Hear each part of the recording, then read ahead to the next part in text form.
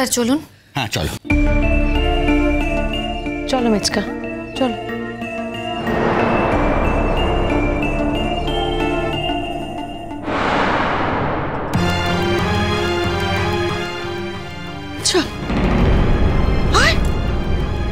চল তুই আমার সঙ্গে যাবি, দেখি তোকে কে কি বলে। চল না প্লিজ, আমি রিকোয়েস্ট করছি, বাদ দাও।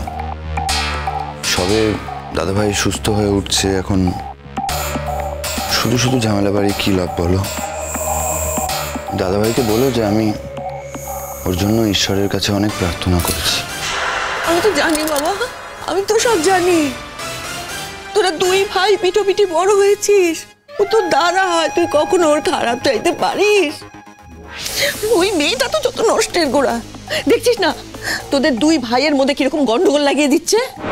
কিন্তু মেজবা তুমি বিশ্বাস করো, আমার কিন্তু দাদাভাইয়ের সাথে কোনো গন্ডগোল নেই। আমি কিন্তু কখনো ওর ক্ষতি চাইনি, আমার মনেই কখনো হয়নি। শুধু আমাকে ঠকানো হয়েছিল, আমি তার উত্তর দেওয়ার চেষ্টা করেছিলাম। আমার শুধু এটাই দোষ। এসো এসো এসো মহুল, মহুল এসো এসো।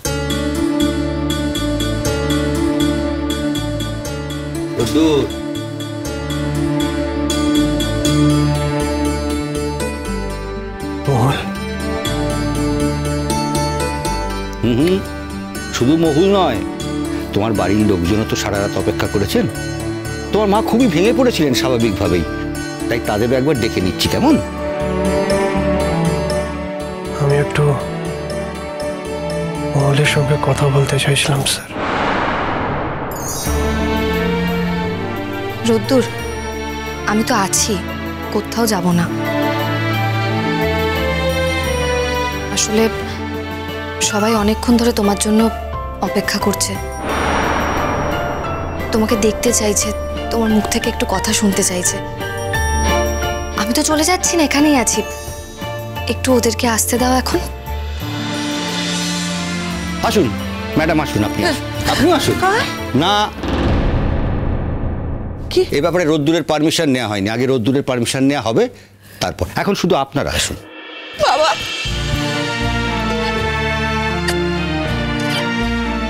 বাবা কেঁদো না মা, কেঁদো না, কেঁদো না, দেখছো তো আমি ভালো আছি, কেঁদো না। অনেক কথা জমে আছে বাবা বুকের ভেতর, অনেক কষ্ট জমে আছে বুকের ভেতর। তুই বাড়িতে আয়, তাও তোকে সব বলবো, সব বলবো তোকে।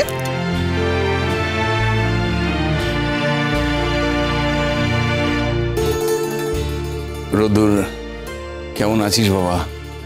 বড্ড ভয় ধরিয়ে দিয়েছিলে আমাদের। ভালো আছি বাবা, ভয় পেও না, আমার কিচ্ছু হবে না। জানি বাবা, আমার সে ভরসা আছে পুরোপুরি।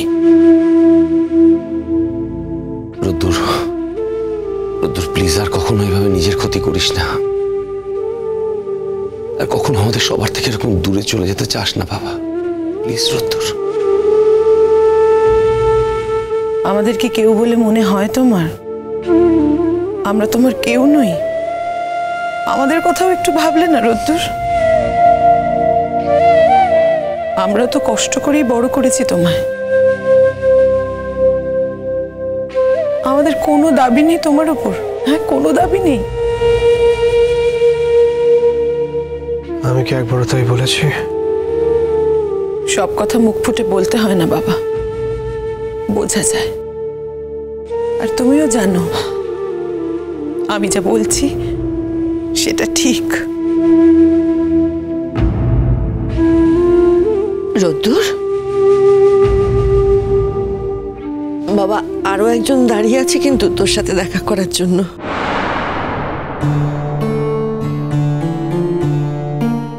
কে মা? দিদিভাই? দিদিভাই তো ছুটি পায় না, রোজ রাত্রির বেলায় আসতো, অনেকদিন রাত্রে থেকেও গেছে। তাহলে কে?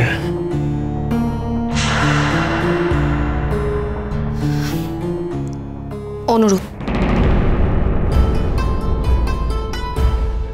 ও একবার তোর সাথে দেখা করতে এসছে। রোদ্দুর, তুই অসুস্থ শুনে ও ছুটে এসেছে সব কাজ ফেলে। ও যে তোকে কত ভালোবাসে বাবা, সে তুই জানিস না। জানি। দাদা ভাই,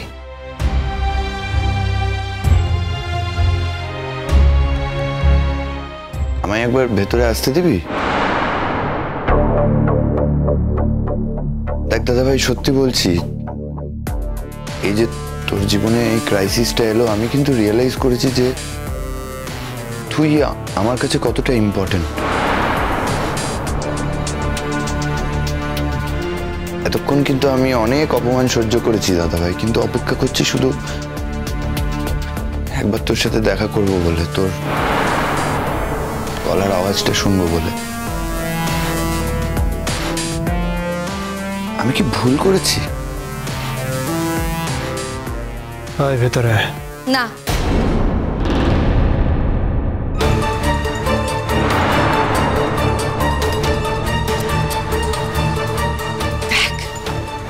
দেখ দেখ দেখ রোদ্দুর, দেখ কত বড় সাহস, দেখ তুই ডাকছিস তোর ভাই।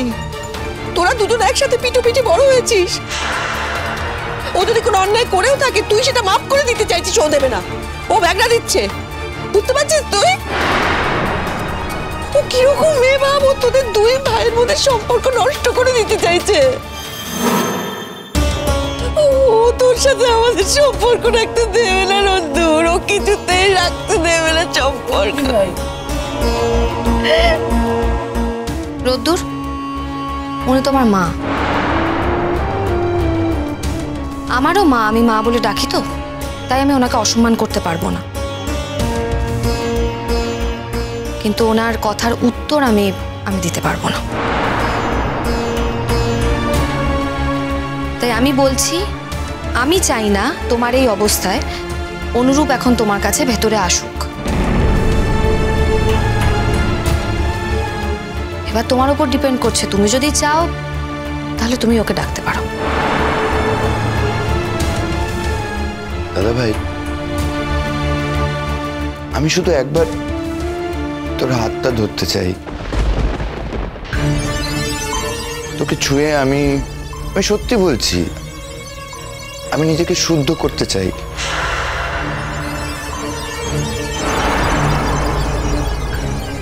আমি চাই যে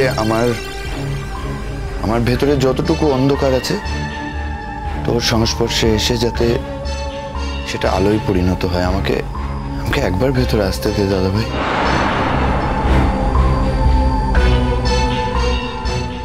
সরি রূপ,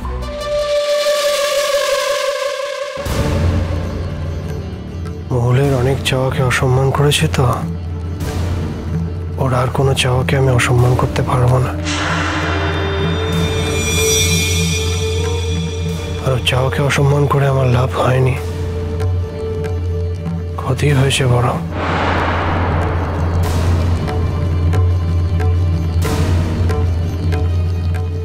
তাই ও যখন চাইছে না, বরং বাইরেই থাক।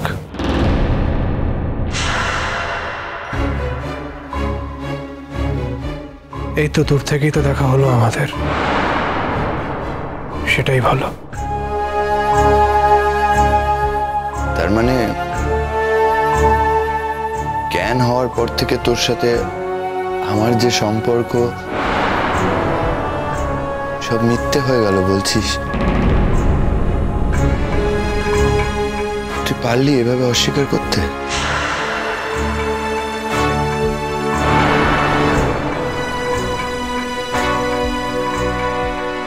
না রূপ, সম্পর্ক তো অস্বীকার করা যায় না।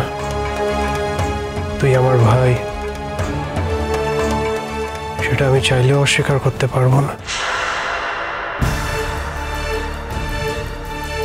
তাতে আমার যতই ক্ষতি কর না কেন, তুই যতই দোষ কর না কেন, এটা সারা জীবন সত্যি থাকবে। তুই আমার ভাই থাকবি আর আমি তোর দাদা। তোর সঙ্গে আমার সম্পর্ক অস্বীকার করার দুঃসাহস আমার নেই রূপ। সম্পর্ক আমি অস্বীকার করিও নি, অস্বীকার করেছি তোর চাওয়াটা।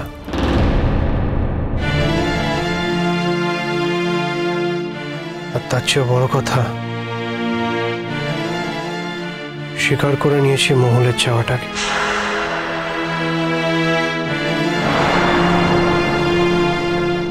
দেখ, আমার কাছে তো যে কোনো একটাই অপশন আছে, বল। তোর চাওয়াটা স্বীকার করতে গেলে মহলের চাওয়াটাকে অস্বীকার করতে হতো, আর সেটা আমি কোনো মতেই করতে চাই না। তুইও বাচ্চা নস, তোর এইটুকু বোঝার ক্ষমতা আছে যে তোর চাওয়া আর মহলের চাওয়ার মধ্যে আমার কাছে কোনটা বেশি ইম্পর্টেন্ট, কোনটাকে আমি বেশি প্রায়োরিটাইজ করব। এনিওয়ে, এখন আর বেশি কথা বলতে ইচ্ছে করছে না।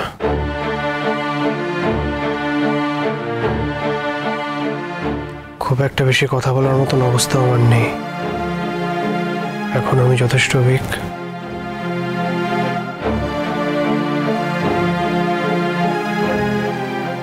মহল, দরজাটা একটু ভিজিয়ে দাও,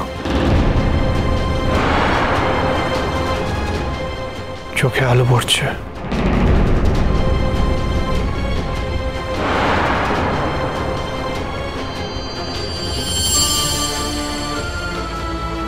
এত বড় অপমান তুমি করলে আমায়,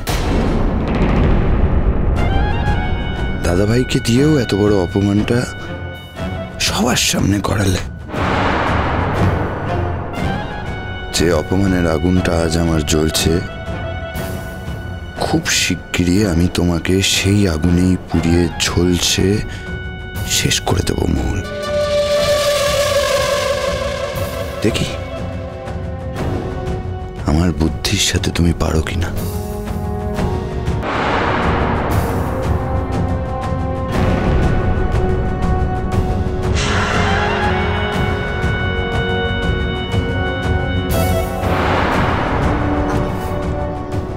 অনুরূপ, একদম দরজার গোড়ায় তুমি দাঁড়িয়ে আছো, দরজাটা তো আমাকে বন্ধ করতে হবে।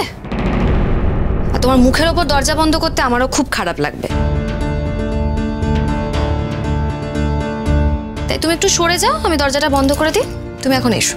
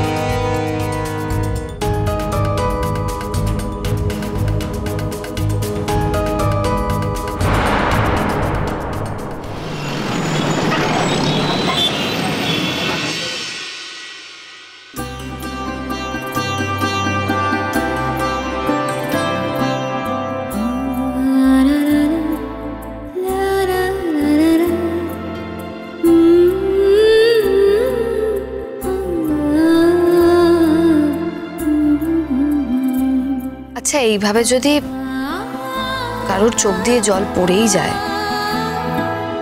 তাহলে তো আমার এখানে থাকার কোনো দরকার নেই।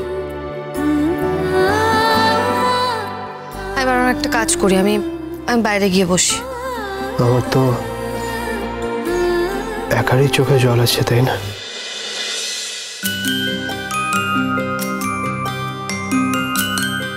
ডক্টর কিন্তু এখন অনেক রেস্ট্রিকশন করে দিয়েছেন, সামনে বলে গেছেন। আমি তো কোনো রেস্ট্রিকশন ভাঙিনি মহল। কাঁদছো কেন তুমি?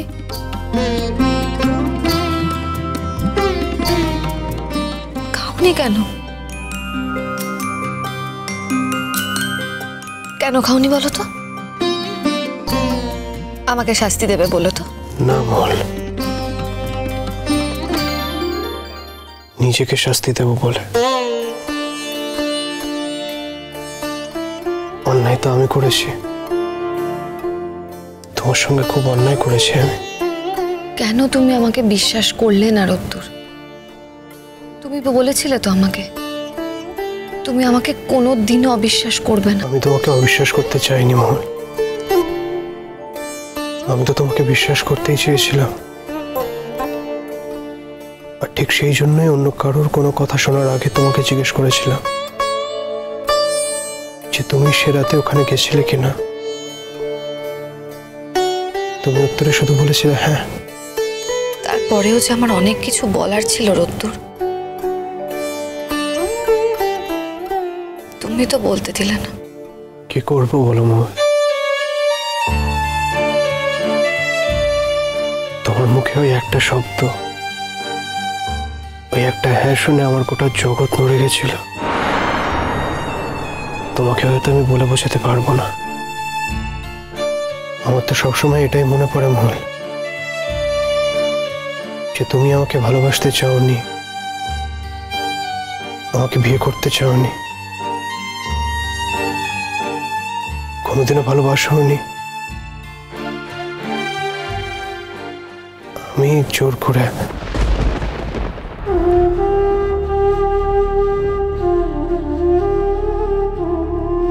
আমি তোমাকে কোনোদিনও বিয়ে করতে চাইনি, এটা যেমন ঠিক তেমন প্রথম দিন থেকে আমি তোমাকে ভালোবাসতে পারিনি, এটাও ঠিক। কিন্তু কিন্তু বিয়ের পর আমি তোমাকে ভালোবাসতে চেয়েছি, ভালোবেসেছি, সেটাও ঠিক রোদ্দুর। কোনোদিন তো একবারও বলনি মুখ ফুটে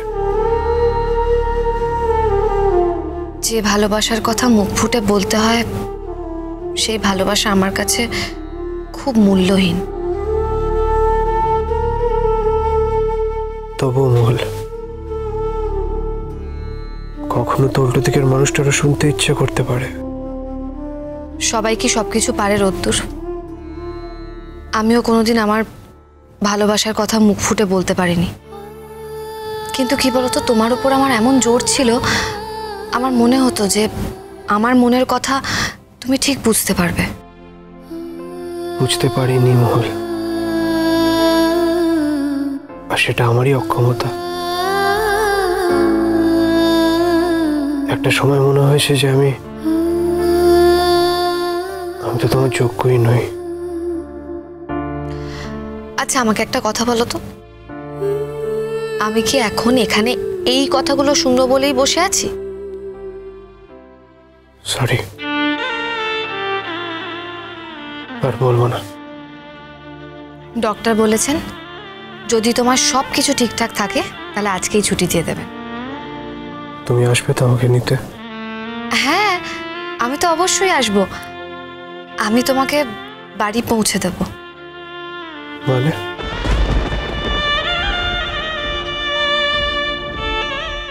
তার মানে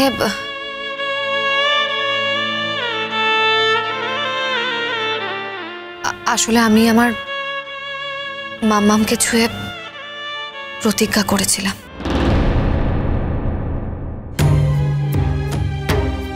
কি প্রতিজ্ঞা? আমি দু নৌকোয় পা দিয়ে চলতে পারবো না। আসলে রাগে, অভিমানে, কষ্টে, অসম্মানে আমি মাম্মামকে ছুঁয়ে প্রতিজ্ঞা করেছিলাম। আর আমাকে মাম্মাম বারবার বলেছিল যে এইভাবে দু নৌকোয় পা দিয়ে তুমি চলতে পারবে না মোহন। তাই আমি মাম্মামকে ছুঁয়ে প্রতিজ্ঞা করেছিলাম। আর তখন বলেছিলাম যে ঠিক আছে, আমি একটা নৌকোই বেছে নিচ্ছি। আর সেই নৌকোটা ছিল ওদিকের নৌকোটা। মানে? আমি আমার মাম্মামের গা ছুঁয়ে কথা দিয়েছি রোদ্দুর। বাপি তো আমাদেরকে অসময়ে ছেড়েই চলে গেছে। এখন যদি মাম্মামকে দেওয়া কথা আমি না রাখতে পারি, আর মাম্মাম যদি আমাদেরকে ও, তাহলে তো তুমি আসতে পারবে না। আসবো, আমি তো তোমাকে বললাম ডক্টর তোমাকে যদি ছেড়ে দেয় তাহলে আমি আমি যাব, তোমাকে দিয়ে আসবো। এই অনুগ্রহর আমার প্রয়োজন নেই মহল। Thank you, thank you for everything. আচ্ছা, কি মনে করো তুমি? তোমার এই থ্যাংক ইউ পাওয়ার জন্য আমি সবকিছু করেছি, নাকি নিজে বাঁচার জন্য করেছি? নিজে বাঁচার জন্য। মানুষ খুব স্বার্থপর, নিজের কথাই বেশি ভাবে। তুমি চলে যাওয়ার কষ্ট সহ্য করতে পারবো না বলে, তুমি ভালো না থাকার কষ্ট সহ্য করতে পারবো না বলে, এই যা যা করার আমি আমার জন্য করেছি। আমি আমার জন্য ঠাকুরের কাছে ছুটে গেছিলাম, পায়ে ফুল বেলপাতা দিয়ে পুজো দিয়েছি। আমি আমার জন্য একটা জাগ্রত দেবতার কাছে মানত জানিয়েছি। আমার জন্যে, সব আমার জন্যে করেছি। আর সেখানে পুজো দিতে আমি একা চলে যাব। কোথায় তোমার সেই মন্দিরটা? তোমাকে কিন্তু ওষুধগুলো বুঝে নিতে হবে, আমি বেশিক্ষণ এই বাড়িতে থাকতে পারবো না। মানে ওর এখন ওই বাড়িতে থাকার প্রয়োজন আছে, আর ওই যে প্রয়োজনটা আছে সেটা আমি খুব ভালো করে জানি। আচ্ছা, তা কি প্রয়োজন সেটা আমরা জানতে পারি না?